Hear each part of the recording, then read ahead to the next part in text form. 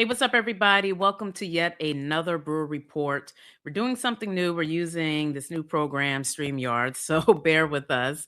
Hopefully, we don't have any glitches. But as always, be sure to like, comment, share, subscribe. You probably see that ticker scrolling below. It's just very important that you support the channel and support in just as small as liking the video, because what it does is it pushes us out into the YouTube algorithm and just gets more and more people to discover us. And they can hear all about the research that we share with you.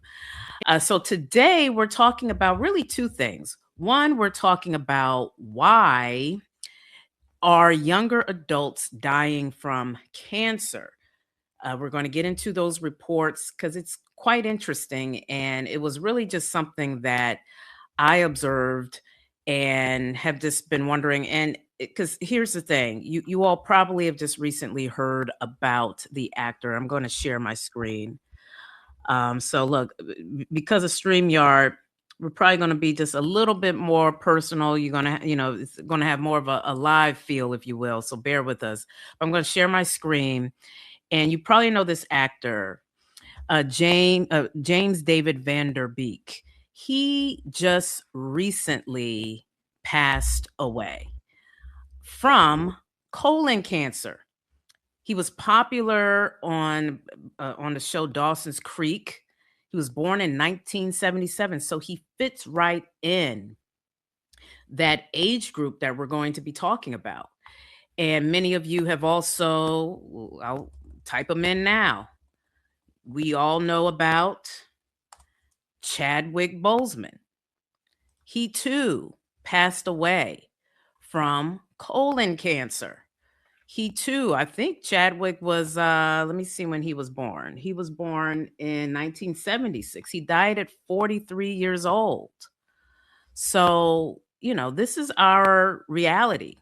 A lot of younger people are passing away from particularly colon cancer. In fact, I used to do events in New York, and one of my peers, he just recently passed away from colon cancer. He was also in his 40s. So this is very serious, and that's why we wanted to discuss it.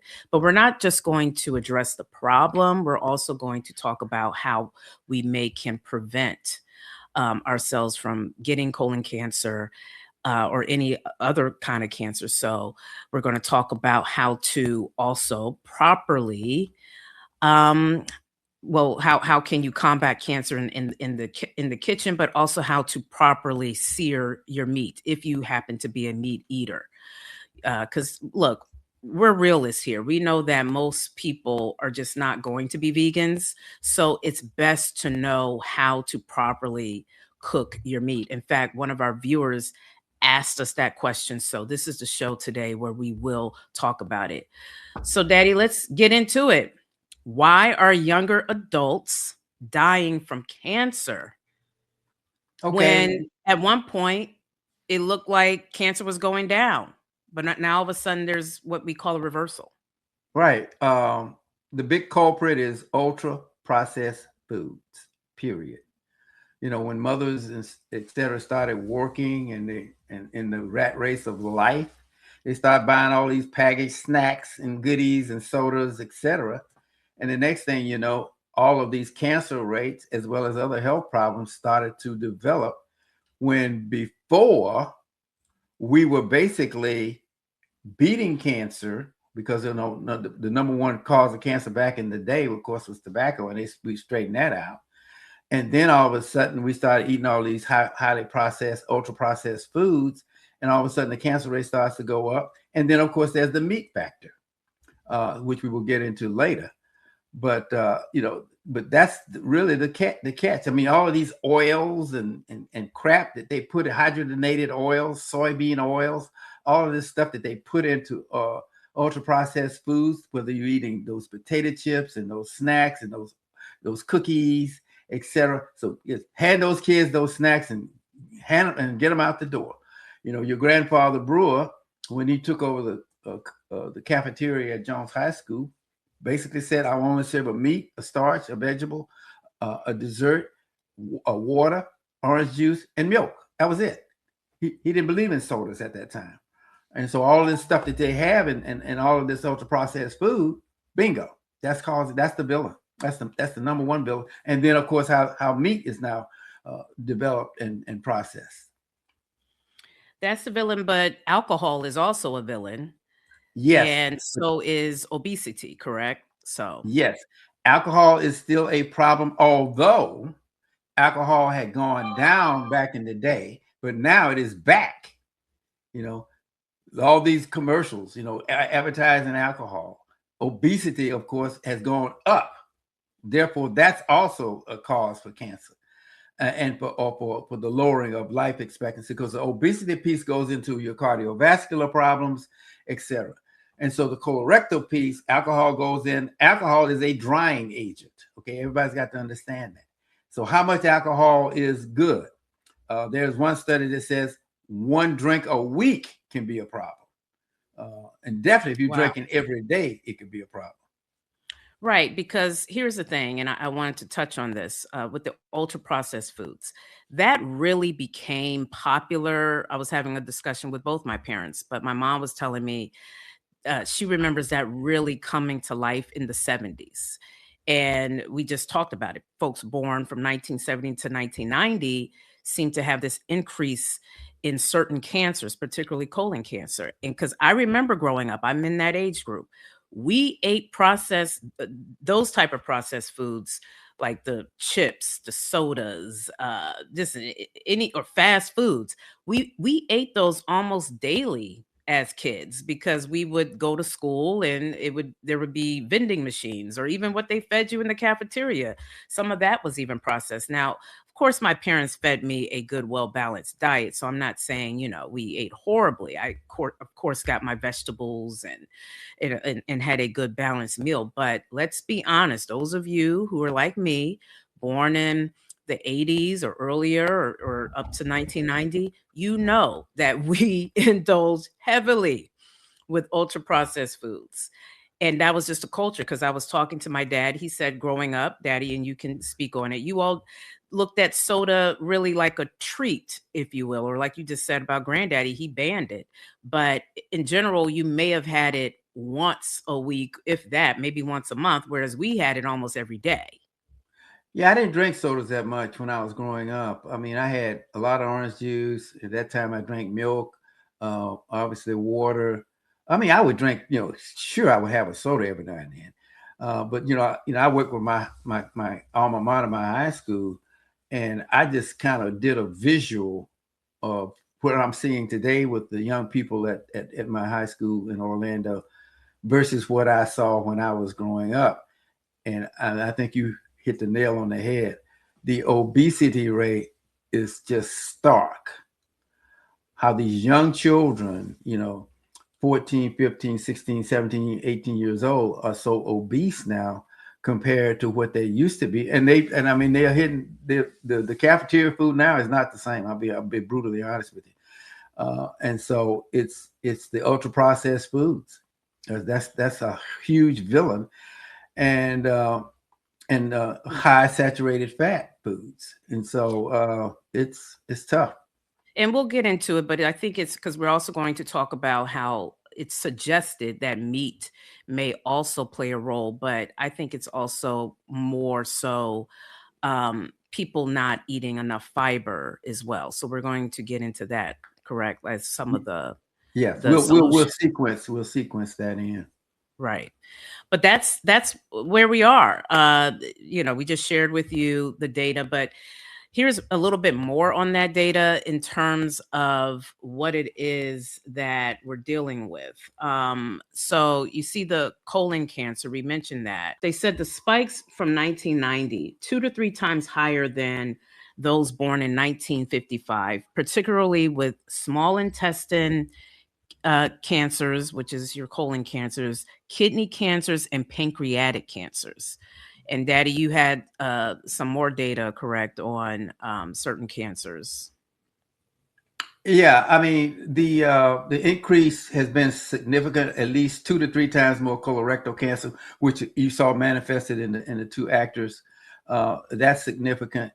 Pancreatic cancer is definitely on the rise. And tragically, we just had one of our prominent citizens in Orlando to pass from pancreatic cancer.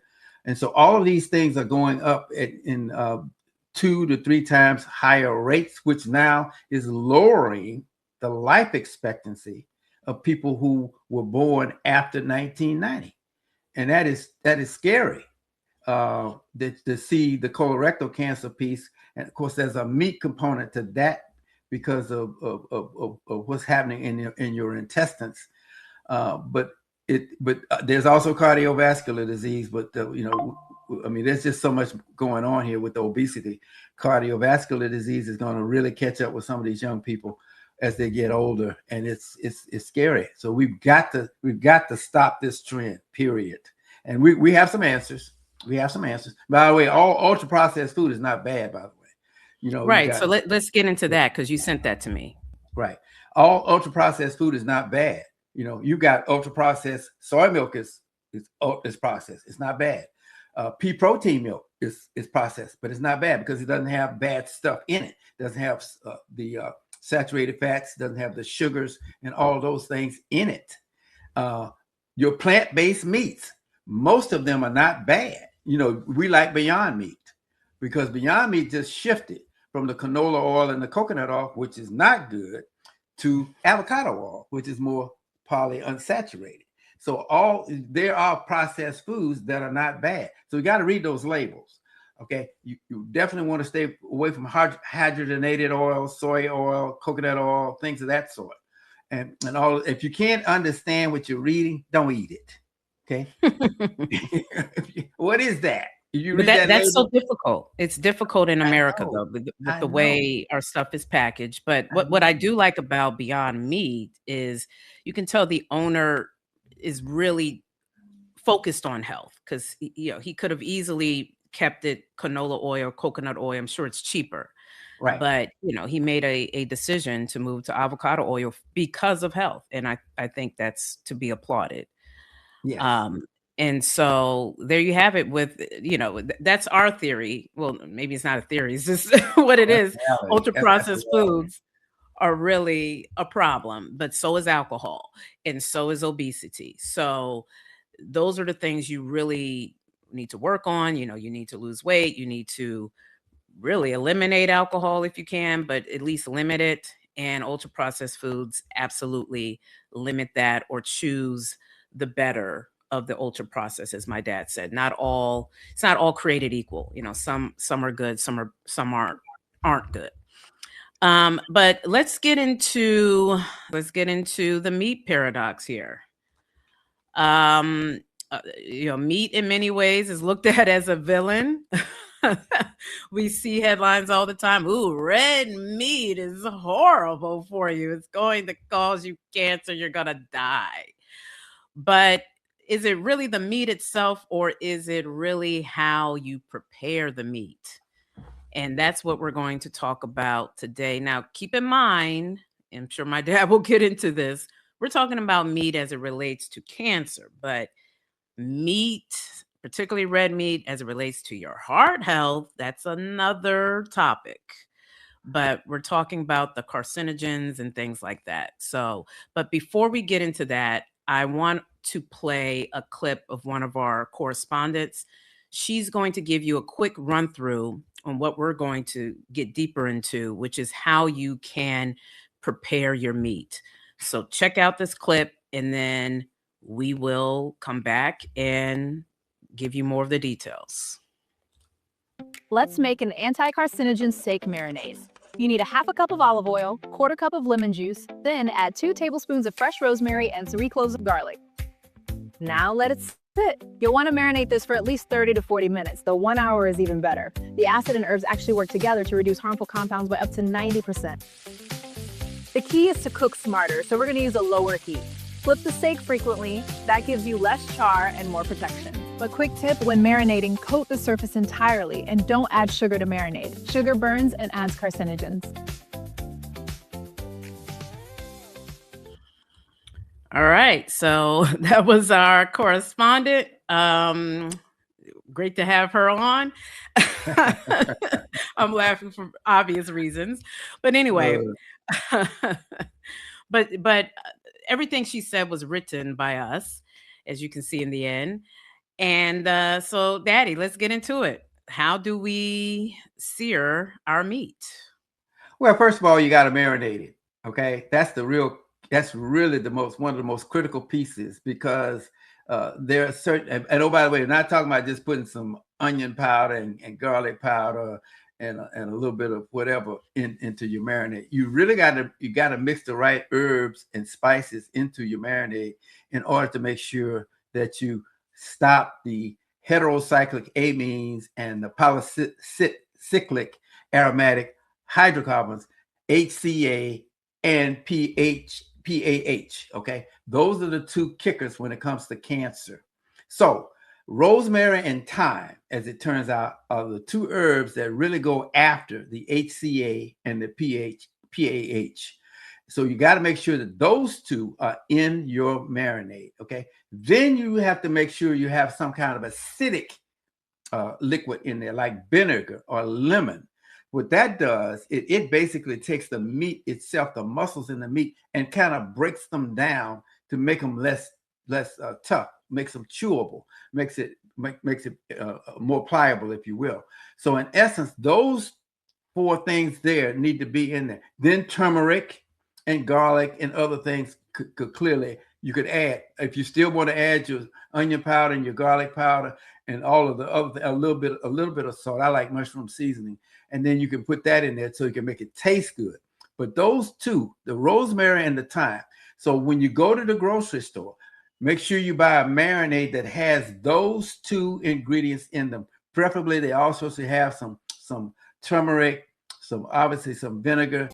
And so in essence, with a little bit of oil, you have to have a little bit of oil and a little bit of pepper with the turmeric. But in essence, there are certain marinades on the market that you can buy. Okay. And we'll put those, we'll tell you what those are. But Lowry's makes one that well, has let me know, because I can share my screen now. So do you want me to go ahead and share now. that? Is this it? The Lowry's marinade? Yeah, that's it. And that's in Walmart. And then there's the California. Yeah, you can buy Lowry's in Walmart. But Okay, make great. sure it says the Lowry's is a steak marinade. Yeah, Lowry's steak marinade. Okay. And then you got the California olive, which is actually the best. Okay. All right. So this is it. That one has everything in it. Okay. That has everything that we talked about. So that's the roasted garlic Dijon rosemary. That's the one you want. Great. Okay. But Lowry's is more available.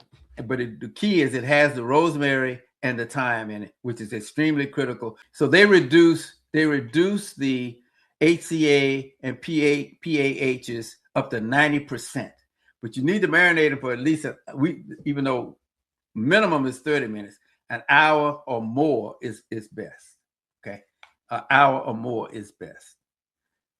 So, but now you mentioned the HCAs, etc. But can you elaborate more? I'm bringing up the deck on what exactly that is for those who may not fully understand. Like, you see the science of the Sear here.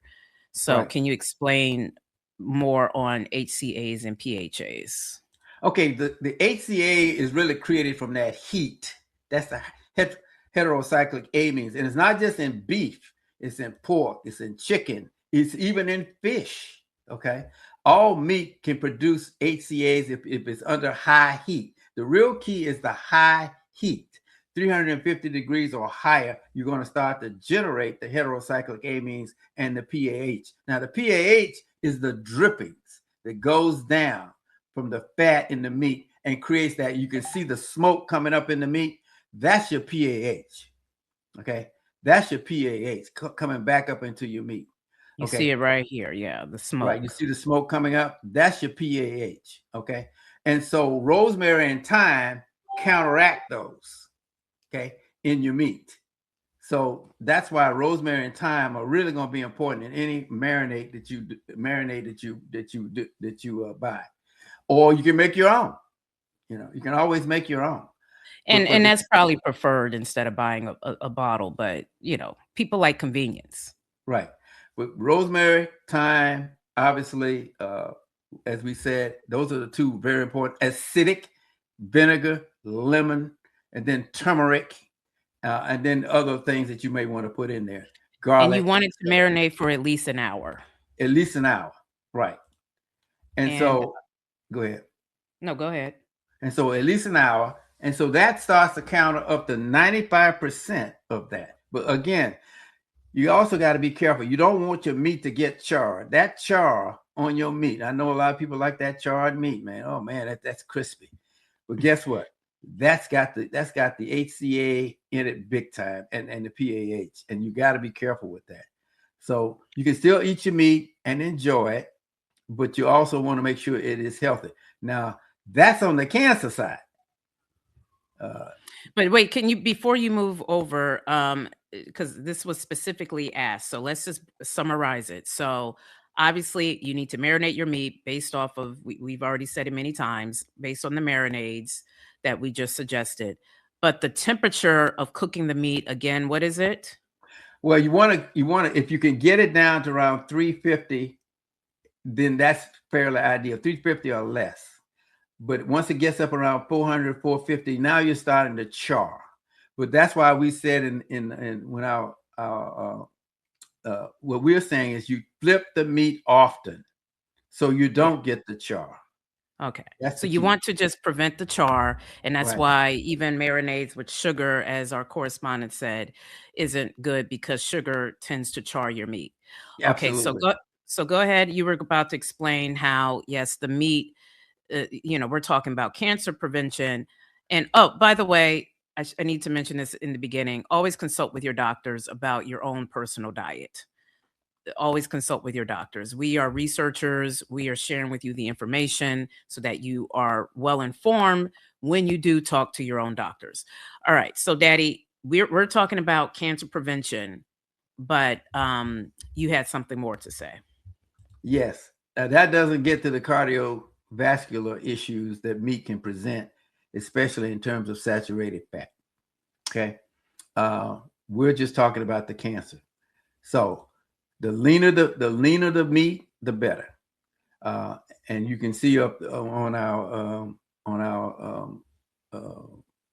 video, our graphic here, whole cut is better than processed. Again, ultra processed foods are clearly affecting the health of Americans. And again, it's convenient. You can go out there and buy that quick sausage, man, and you can just jump on it and eat it. And some of that stuff is just horrible. But anyway, if you're going to eat the nitrates, right, it has the nitrates in it, and I mean the nitrates are. I don't even want to get into how bad that can be. But in essence, it's also saturated fat in there as well. So if you're going to do meat, you want to do whole cut meat, and if you're going to basically avoid the cardiovascular issues, you lead with a salad or something high fiber, period.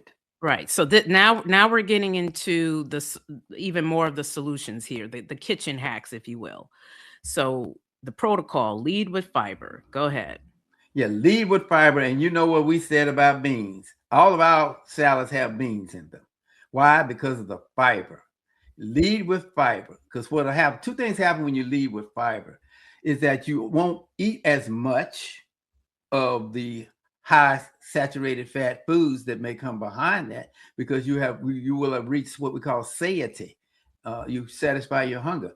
But as we discussed during our beans podcast, the beans and fiber the fiber and beans actually stay in your system up to 3 hours.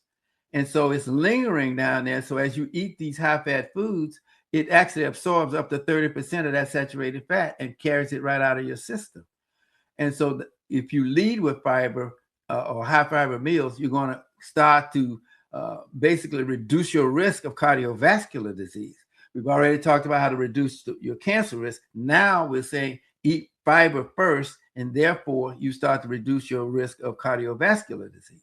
But we mentioned certain cancers, particularly colon cancer. I'm sure many of you know that fiber is good for your colon. But there are also other preventions. My dad mentioned the beans. Another prevention is calcium, but we did read some research that implied that dairy would be good, but my dad has a counter to that. Please share, Daddy. Yes. While dairy is, because it's high in calcium, what they found was that the calcium, when it goes into your intestines, basically grabs some of these HCAs and fats and things in meat, and basically creates this soap in your intestines. Okay. However, dairy also has some downsides, obviously, because dairy can also cause cancer in other things other than colorectal cancer. Okay. It can cause prostate cancer. It can cause all kinds of other cancers because it has this thing called IGF-1, insulin-like gut factor. And so it basically can cause some issues in that regard. And so Right. So that's why when I'm sorry, real quick, because I don't want people to be confused. You see the dues here. We do not agree with the consumed dairy part. So just scratch that out. And my dad is right now explaining why. Yeah, We we don't agree with the dairy everything part else. Right. I because almost didn't want to show that to you guys. Yeah. Dairy can cause other issues. Okay. But there are alternatives to dairy with calcium. Okay. Plant-based milks. Pea protein milk, for example, has almost 50% more calcium than 2% milk. And if you're eating whole milk, you're going to basically add a whole lot of saturated fat into your system. So most people have gotten all away from that. They'll go 2%. Sometimes they'll go down to skim. So if you want calcium, then there are vegetables that are very high. All your green leafy vegetables are also high in calcium. And so what we're saying is eat your veggies. Again, if you lead with your veggies and maybe drink up a cup of pea protein milk. Ripple makes a great pea protein milk. Lead with that, and then you get the calcium that you need. If you have to have your dairy, make sure it is low fat, period. If you just have to have your dairy, make sure it is low fat, because it's the cardiovascular issues that the dairy can bring to the table and the other cancers other than colorectal cancer that the dairy can bring to the table. Right, because just so we're clear, there just was apparently a study that showed that certain dairy may help with colon cancer, but you really have to look at your diet as it's a cumulative thing. It's the whole spectrum here. Like, okay, so you're helping yourself with your colon, but now your heart is messed up, or your ovaries are messed up. So it's the G-Bombs diet. Again, consult with your doctors. But the G-Bombs diet, according to Furman, and Greger has his version of it, even Greger has said this, that seems to be consistent across most of these studies. Eating more plants, having a plant-forward diet, less dairy or no dairy at all, and limiting alcohol, etc. That seems to be the key, and that will hopefully help this younger generation that's facing this crisis. Yes, and I mean the list of insulin, like what we call growth factor 1, IGF, growth factor. I said gut before, it's growth factor. Dairy just pops up on that list big time. Okay, with all of the things that it can cause in terms of cancer and other in your cardiovascular diseases. And we can do a show deeper on it. We'll do a deeper dive into that. But you can get the good news, again, processed, ultra processed foods that are good for you have calcium, like the pea protein milk, etc. So what they're doing now is they're fortifying a lot of these milks and plant-based milks and plant-based foods, to be honest with you, plant-based meats rather, and they're fortifying them with calcium. So when we did the nuance, it was the calcium that was protected in the colon when it came to the cancer in meat. So that was one thing.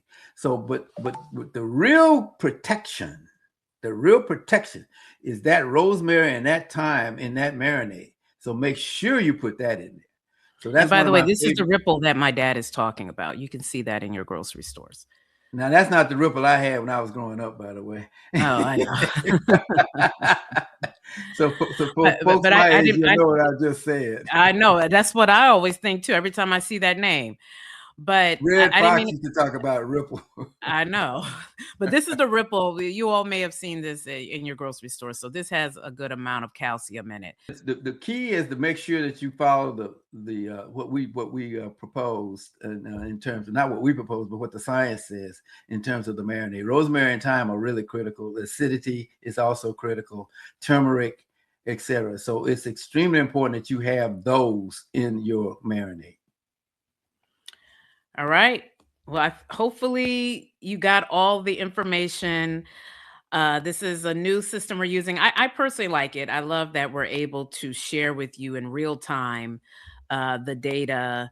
Will become smoother in the future, but hey, we're still giving you that information. And as always, like I said, always consult with your doctors regarding your own personal health journey. Take what we say and inform yourself so you can have better conversations with your doctors. And as always, be sure to like, comment, and subscribe to our channel. And, share this with your friends because it helps us to grow our audience. Our website, I know I've been speaking on that quite a bit, but, we live busy lives, but our website will be up very soon. And that is where we can really connect, and you can get newsletters from us here soon. And in time, we may even set up other ways to connect with us more directly. But thank you so much for joining us, and we shall chat with you again next week. See y'all later. Peace.